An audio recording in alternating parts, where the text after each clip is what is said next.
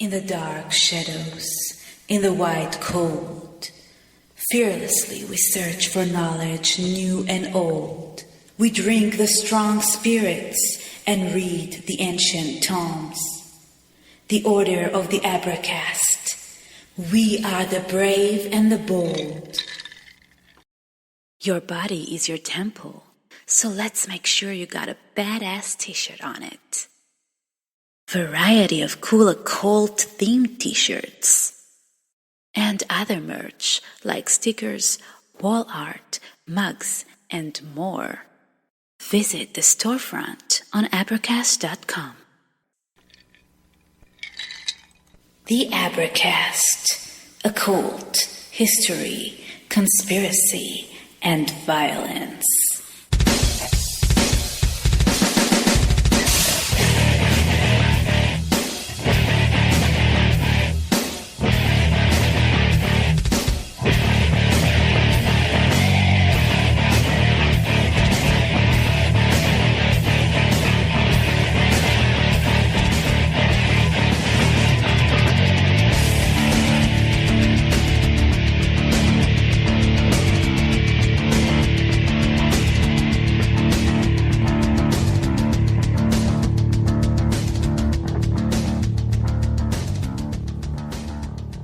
Hey everybody, this is John. This is a Fellowcraft episode of the Abracast, recording here in the sacred space, buried far below the Stigmata Studios building in the People's Republic of Pennsylvania Quarantine Zone Charlie.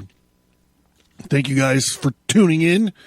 And hey, we got some new Patreons this month, so thank you guys. I appreciate it. This evening we're going to be attacking this is our second Atlantis episode. So we talked about Atlantis in the Emerald Tablets of Thoth episodes, which were like one of the first Fellowcraft episodes. Like the first time I tried to do Patreon. There's some Atlantis stuff in there, but last month we did The Invaders from Atlantis. It's from this book called Atlantis, the Antediluvian World by this guy named Ignatius Donnelly, 1882. We're basically talking about Plato's history of Atlantis. And the fascinating thing from last episode, you know, nowadays when people talk about Atlantis, it's all like this new agey hocus pocus, this new, this, crystal telepaths and all of this stuff. But, as we read, or as I read, as we talked about in the last episode, there was actually, a component of violence in Atlantis's, history, where they were invading some other other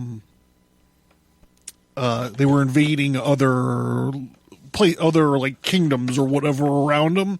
So I thought that was super interesting because I had never heard of that before, because I have always heard of like the Edward Casey crystal magic sleeping prophet stuff. So I thought that was interesting to get into. So here we go. Here we're going to jump right in. Let me lube up here.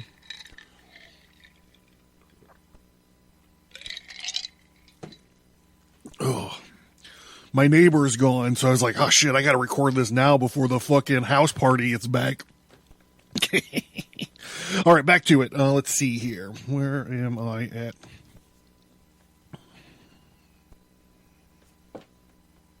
The tale, which was of great length, began as follows. I have before remarked in the speaking of the allotments of the gods that they distributed the whole earth into portions differing in extent, and made themselves temples and sacrifices, and Poseidon, receiving for his lot the island of Atlantis, begat children by mortal women.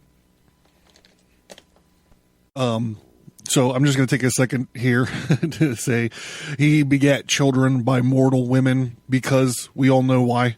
It's all about earth chicks, bro. I'd like to point out that I do have currently an It's All About Earth Chicks t-shirt available on the shop section of the website. A shout out to Vessel of the Art Patreon, Ryan, by the way, who suggested the idea of the shirt, and basically he designed it. I just drew it. So thanks a lot, Ryan. And if you guys, even if you're not looking for a shirt, you should go check it out. It's pretty clever. All right, so where was I? Poseidon's fucking the Earth Chicks. Okay, and he settled them in a part of the island which I proceed to describe on the side towards the sea, and in the center of the whole island there was a plain which is said to have been the fairest of all plains and very fertile. Near the plain again, and also in the center of the island, at a distance of about 50 stadia, there was a mountain, not very high on any side. In this mountain there dwelt one of the earth-born primeval men of that country, whose name was Evnor. And he had a wife named Lucepe, maybe? I don't know. And they had an only daughter whose name was Cleito. The maiden was growing to womanhood when her father and her mother died, and guess what? Poseidon fell in love with her, and he had, intercourse with her, and breaking the ground enclosed the hill in which she dwelt all around, making alternate zones of sea and land, and larger and smaller, encircling one another. There were 2 of land and 3 of water, which he turned as with a lathe out of the center of the island, equidistant every way, so that no man could get to the island, for ships and voyages were not yet heard of. He himself was a god, found no difficulty in making special arrangements for the center island, bringing 2 streams of water underneath the earth, which he caused to ascend as springs, one of warm water and the other of cold, and making every variety of food to spring up abundantly in the earth. And he also begat and brought up 5 pairs of male children, dividing the island of Atlantis into 10 portions. He gave the firstborn of the eldest pair his mother's dwelling and the surrounding allotment, which was the largest and the best, and he made him king over the rest. The others he made princes and gave them rule over many men and large territories, and he named them, the eldest, who was the king, he named Atlas.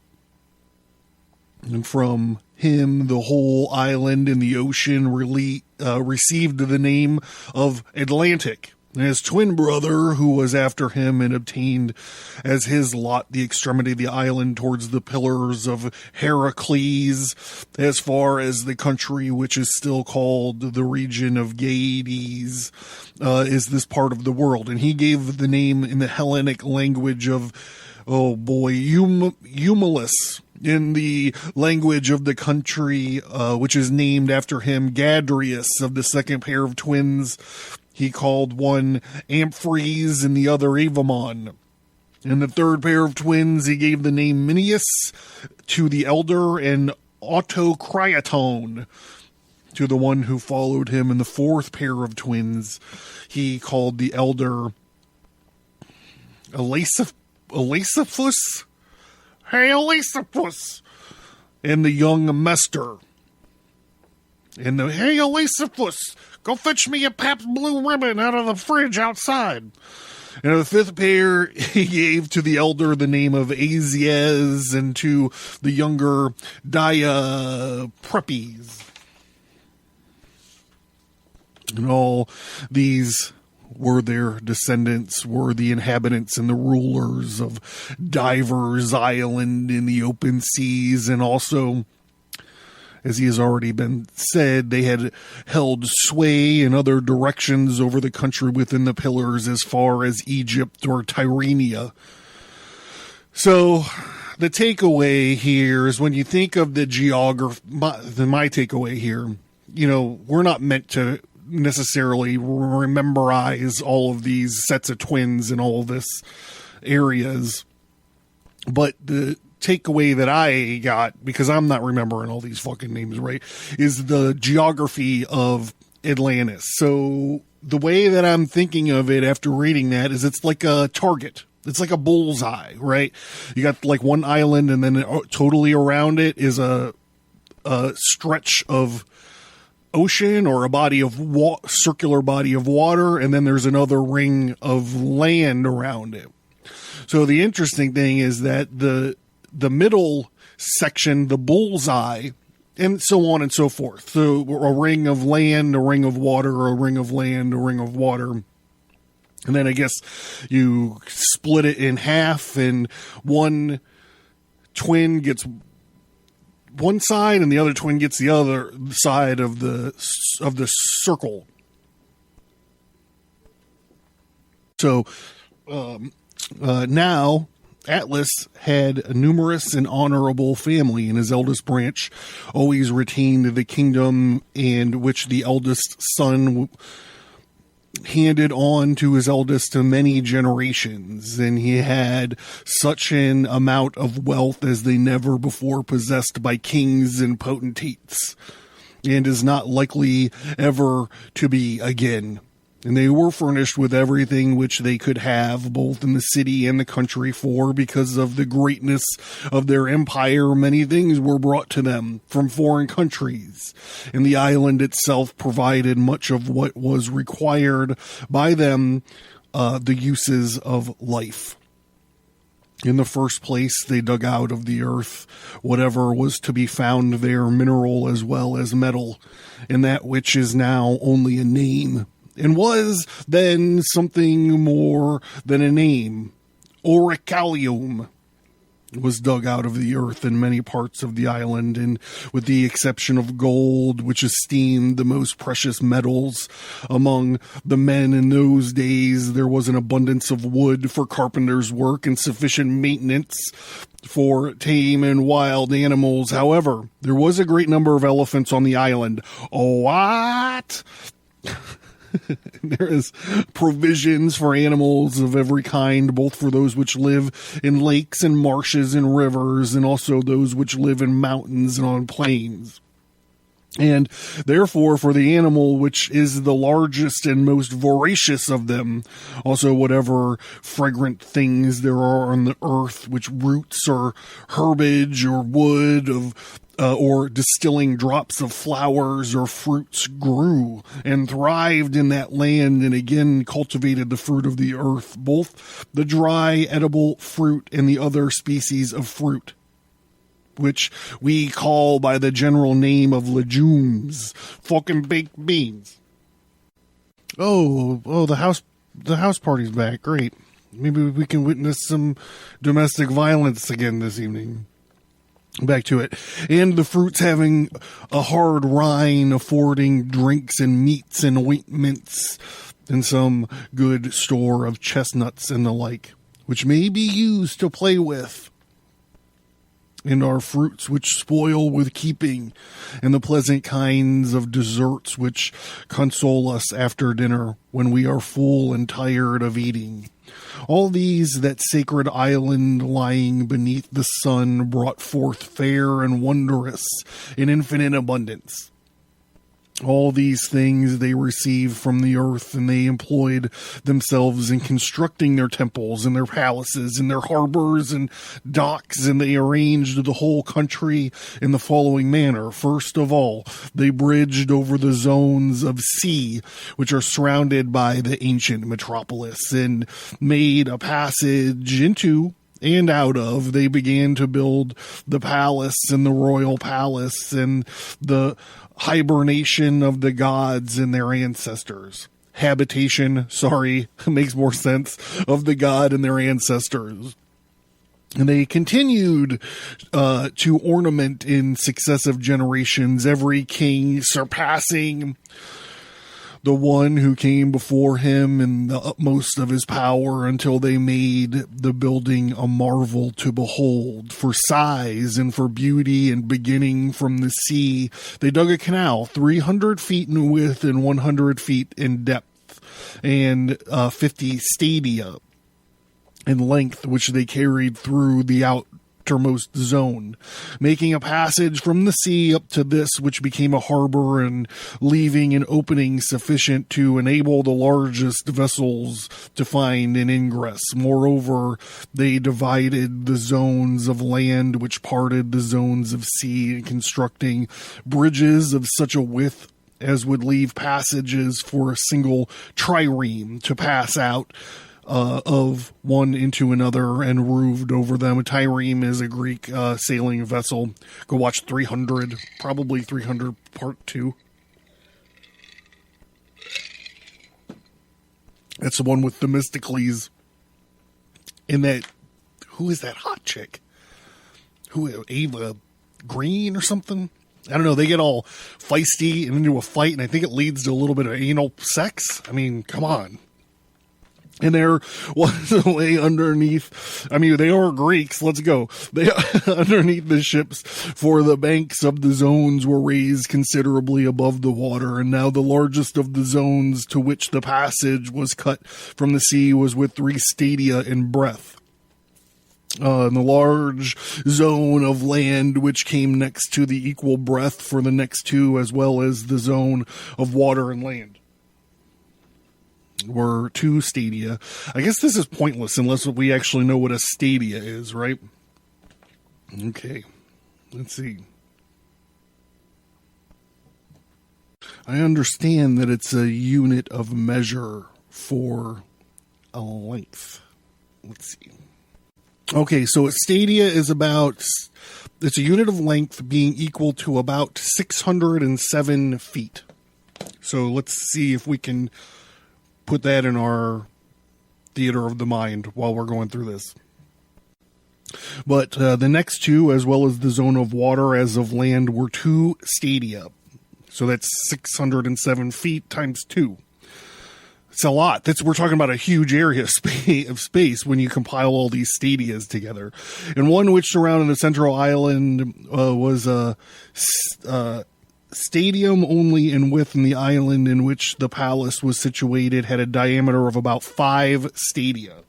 So that just by itself is about 335 feet. This and the zones and the bridge, which was the 6th part of the stadium in width, they surrounded by a stone wall on either side, placing towers and gates on the bridges where the sea passed in, and the stone which was used in the work they quarried from underneath the center island and from underneath the zones in the outer as well as the inner side.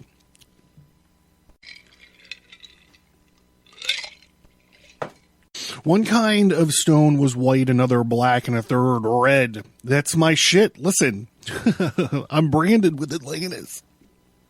And as they quarantined, when they were quarried, they at the same time hollowed out docks, doubled within having roofs formed of the native rock, and some other buildings were simple, but in some they put together different stones, which they intermingled for the sake of ornament, to be a natural source of delight.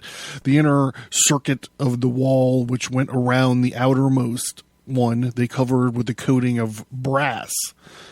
And the circuit of the next wall they coated with tin, and the third, which encompassed the citadel, flashed with the red light of oraculum.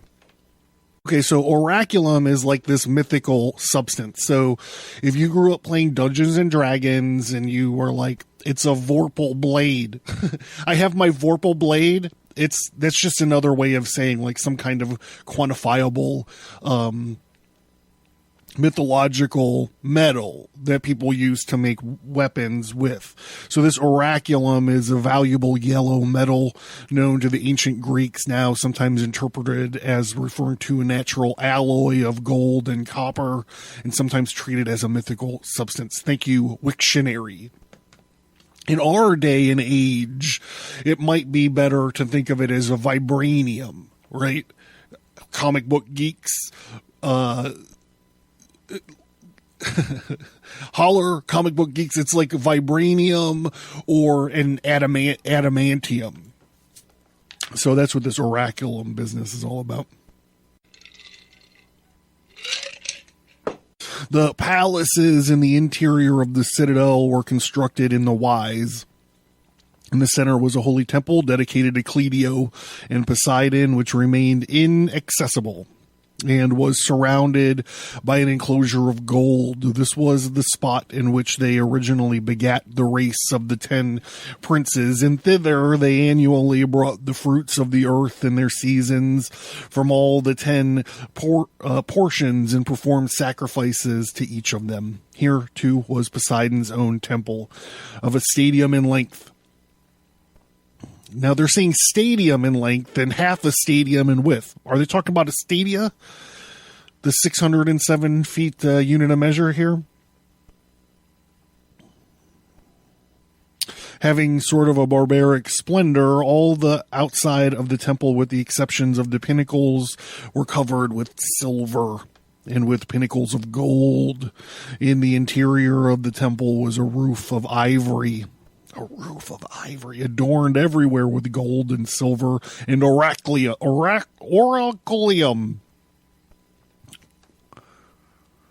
All of the other parts of the walls and pillars and floors, they lined with oracleum. I'm having a real hard time saying it now. Oracleum. In the temple, they placed statues of gold. There was the god himself standing in the chariot, the charioteer of 6-winged horses, and of such a size that he would have touched the roof of the building with his head. Around him, there were 100 Nereides riding on dolphins. It's like Aquaman. From such was thought to be a number of them in that day.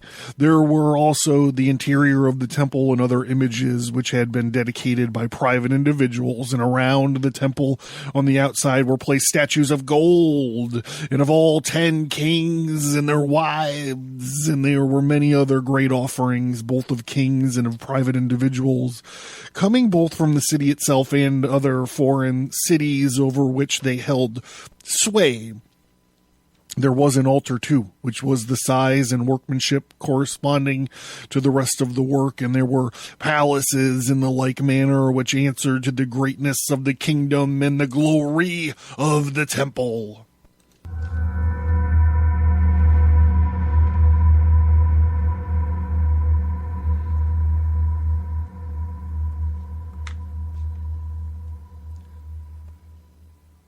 Are you interested in the occult, history, conspiracy, and violence? Learn more at Advertise.com. Find more episodes on this topic. Sign up for the mailing list for bonus content.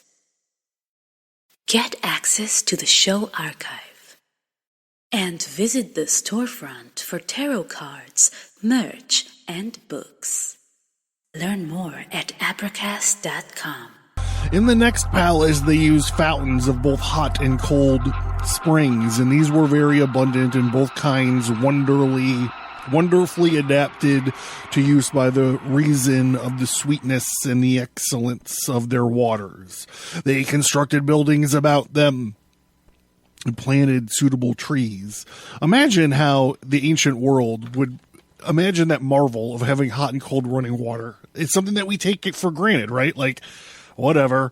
I had to dissect and replace part of my shower last year, and it was for being a combat engineer, I'm not so handy to have around the house, and I get frustrated very fast with mechanical items. But I always try. All right, back to it.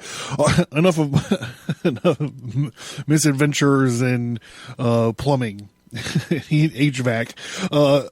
Also, cisterns, some open to the heavens, other which were roofed over to be used in winter as warm baths.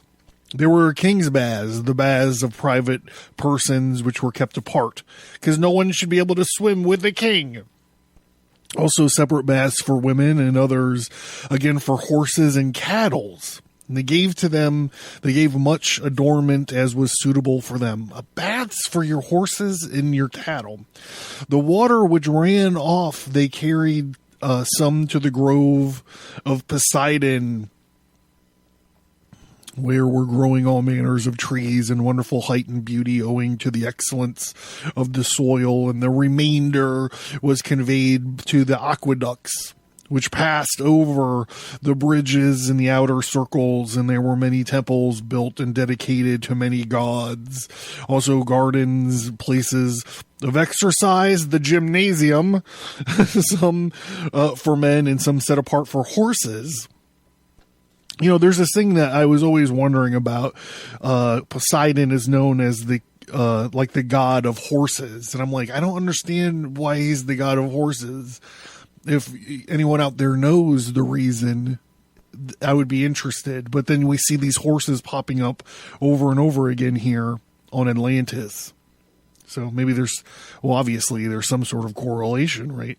In both of the two islands formed by the zones, in the center of the larger two, there were a race course of a stadium, more horse stuff, and with the length allowed and extended all around the island for horses to race in. There were guard houses at intervals for the bodyguard and the more trusted, whom had their duties appointed to them by the lesser zone. In the lesser zone. That's a cool band name.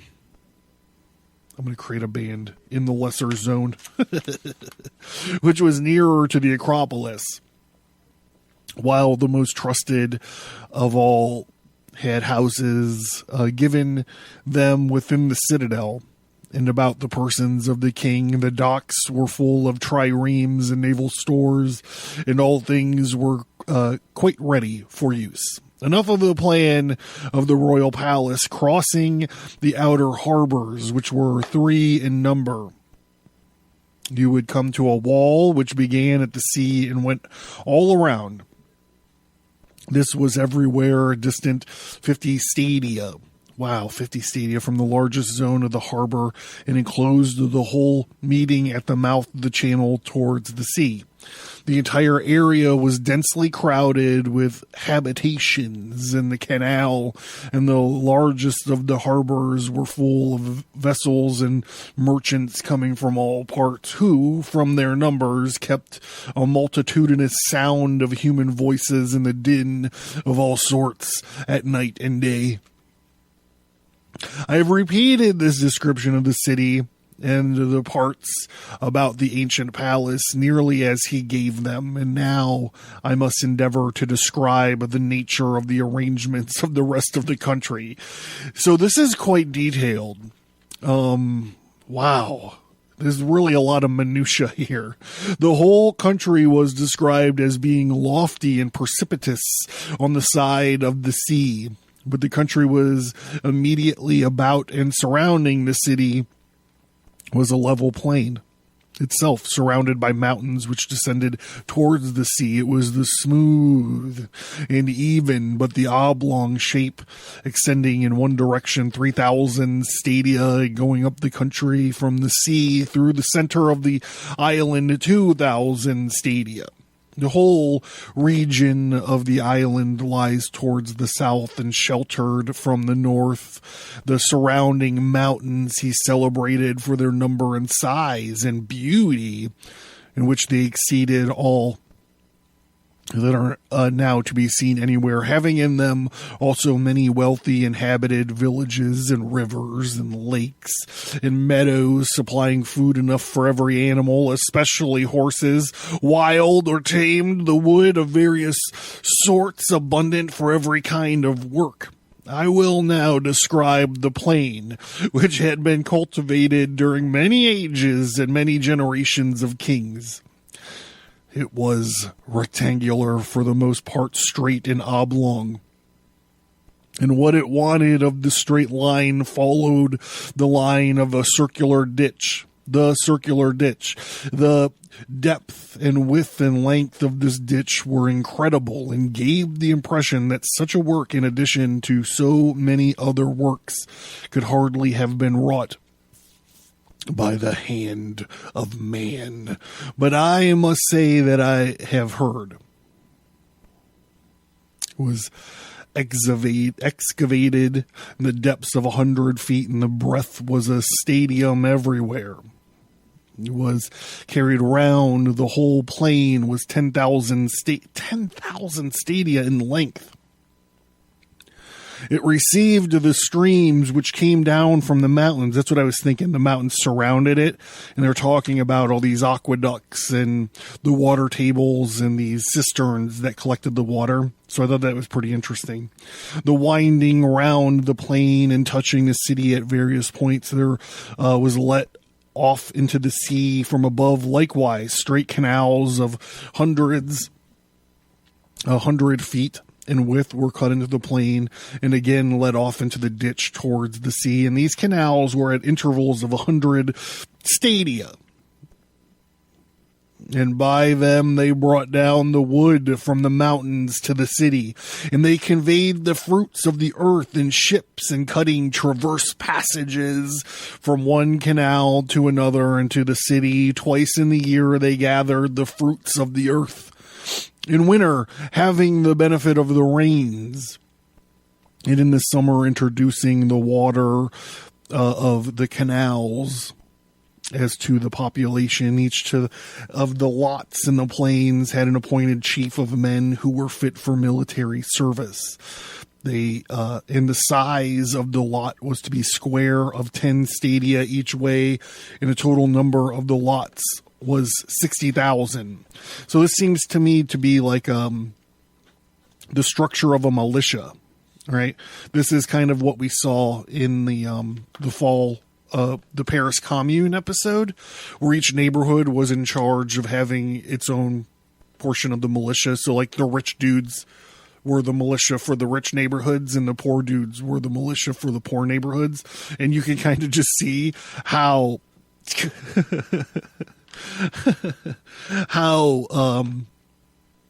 that shit is just would not be very good. I'm not saying that is in this case. They're obviously not putting class warfare or envy into Atlantis, at least not yet. There was just a separate but side note of connection. This portion of the story here seems to me that they're talking about how the militia, the defense, the military service of Atlantis was organized. And of the inhabitants of the mountains and of the rest of the country, there was also a vast multitude, having leaders to whom were assigned according to their dwellings and their villages. The leader was required to furnish for the war the sixth portion of the war chariot, so as to make up a total of 10,000 chariots. Also, more horses, 2 horses and riders upon them, in a light chariot without a seat, accompanied by a fighting man on foot carrying a small shield, and having a charioteer mounted to guide the horses. So this is interesting. You have a driver and a gunner, so the guy riding the chariot is not the guy driving the chariot, is also not the guy throwing the spears, right? He was bound to furnish 2 heavy armed men, 2 archers, 2 slingers, 3 stone shooters, 3 javelin men, who were skirmishers, and 4 sailors to make up a complement of 1,200 ships. Such was the order of war in the royal city. That was the other 9 governments, was different to each of them. They would be wearisome to narrate. Really? That's wearisome to narrate? As 2 offices and honors, the following was an arrangement from the first. Each of the 10 kings in his own division, in his own city, the absolute control of the citizens, in many cases the laws, punishing and slaying whomever would be. Now the relation of the governments to one another were regulated by the injunctions of Poseidon as the law has handed them down. These were inscribed by the first men on the column of oraculum. I got it back. Oraculum. It's wrong. That's not the way it's pronounced, but it rolls better that way. The column of oraculum, which was situated in the middle of the island in the temple of Poseidon, whether the people were gathered together every 50 or 60 years alternately, and given this equal honor to the odd and even number. When they were gathered together, they consulted about public affairs. So here we got a king, and we got these 10 princes. We got a king, and we got these princes, and we got all this. But we also have, we have a Congress. We kind of have a republic. These leaders get together every fifth or sixth year, and they talk about shit. They're like, look, man, this is what we got to do. That's interesting. This is super interesting. This is probably the most interesting point to me. And inquired if anyone had transgressed in anything, they passed judgment on him accordingly. And before they passed judgment, they gave their pledges to one another in this wise. There were bulls who had the range of the temple of Poseidon, and 10 who were left alone in the temple. And after they had offered the prayers to the gods, they might take sacrifices which were acceptable to them. They hunted the bulls without weapons, but with the staves and nooses. And the bull which they caught, they led to this column, the column of oraculum, and the victim was then struck on the head by them and slain over the sacred inscription on the column. Besides the law, there was inscribed an oath evoking the mighty curse on the disobedient, wherein, therefore, after all offering sacrifice according to their customs, they had burnt the limbs of the bull. They mingled a cup and cast in a clot of blood for each of them. Oh my God, I'm going to get sick. The rest, your feeble host. Oh, a clot of blood for each of them. All right. Okay. They had burnt the limbs of the bull, and they mingled a cup and cast in a clot of blood for each of them. In rest in the victim, they took to the fire. And after having made a purification of the column all around, they drew from the cup in golden vessels, and pouring a libation on the fire, they swore that they would judge according to the laws of the column, and would punish anyone who had previously transgressed, and that for the future they would not. And they could help transgress any of the inscriptions, and would not command or obey any ruler who commanded them to act otherwise and according to the laws of their father Poseidon. This was the prayer which each of them offered up for himself and for his families, at the same time drinking and dedicating the vessel in the temple of the god. And after spending some necessary time at supper, when the darkness came on and the fire about the sacrifice was cool, all of them put on the most beautiful azure robes, and sitting on the ground at night near the embers of the sacrifices on which they had sworn, in distinguishing all fire about the temple, they received and gave judgment if any of them had any accusation to bring against anyone. And when they had given judgment at daybreak, they wrote down their sentences on a golden tablet, and deposed them as memorials with their robes. They were many special laws which the several kings had inscribed about the temple, but the most important was the following: that they were not to take up arms against one another. They were all to come to the rescue if anyone in the city attempted to overthrow the royal house. Like their ancestors, they were to deliberate in common about war and other matters, giving the supremacy of the family of Atlas, the king, was not to have the power of life and death over any of his kinsmen, unless he had the assent of the majority of the kings. So this is all very interesting to me. Interesting.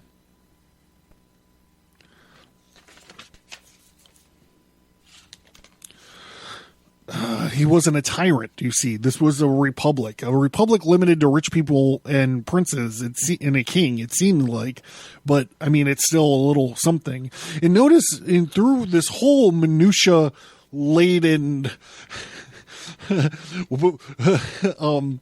earth city planning episode, through all of this, there is not one thing that mentions crystal powers or telepathy or any of that. When I read Plato's story here, I don't see any of that. I don't see any of it, but I got to get going. I'm running out of time. Such was the vast power of the... I always do this for these episodes, by the way.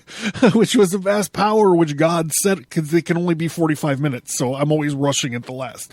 God settled the lost island of Atlantis, and this he afterwards directed against our land the following pretext, as traditions tell. For many generations, as long as the divine nature lasted in them, they were obedient to the laws and well affectioned towards the gods who were their kinsmen, and they were possessed true and in every way great spirits, practicing gentleness and the wisdom and the various chances of life.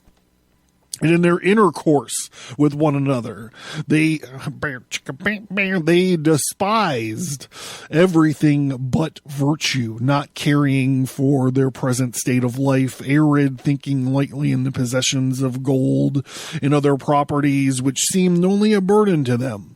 Neither were they intoxicated by luxury, nor did wealth deprive them of their self-control, but they were sober, and they saw clearly that all these goods were increased by virtuous friendship with one another, and that by excessive zeal for them they would honor them. The good of them is lost, and the friendship perishes with them. By such reflections, by the continuance in them, the divine nature, all that which we have described, waxed and increased in them, but when the divine portions began to fade away in them, they became diluted too often and with too much of the moral admixture, and the human nature got the upper hand, and then they, being unable to bear their fortune, became unseemly, and to him, and to an eye to see, and began to appear base, and lost the fairest of their precious gifts. But to those who had no eyes to see the true happiness, they still appeared glorious and blessed the very time they were filled with unrighteous avarice and power. Zeus, the god of gods, who rules with law and is able to see into such things, perceiving that an honorable race in a most wretched state and wanting to inflict punishment on them, that they might be chastised and improved, and collected all the gods into the most holy habitation, which being placed in the center of the world, seeing all things that partake of generation, and he had called them together and spake as follows. Here goes. Zeus is going to make his big he's going to make his big judgment. Are you ready? Here goes.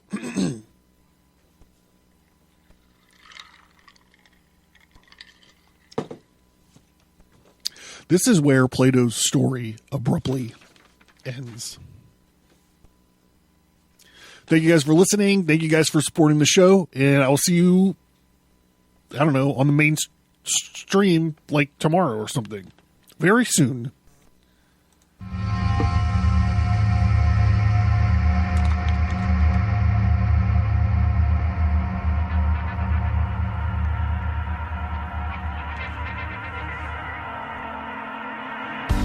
Thank you for listening to this episode. Send an email or visit us on social media to let us know what you think about this topic. And please remember to leave a 5-star rate and review.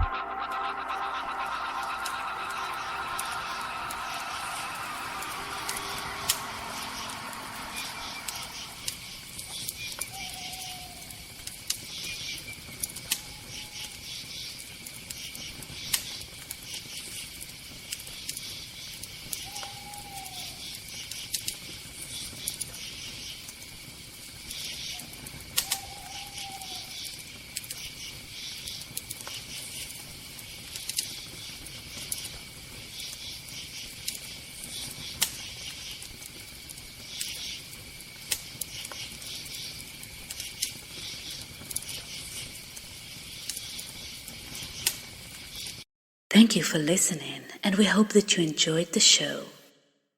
Please send an email or find us on social media and let us know what you think about the show. We would appreciate it if you would give us a 5-star rate and review wherever you find your favorite podcasts. You can find Stigmata Studios, graphic, novels, and comic books at Advertise.com.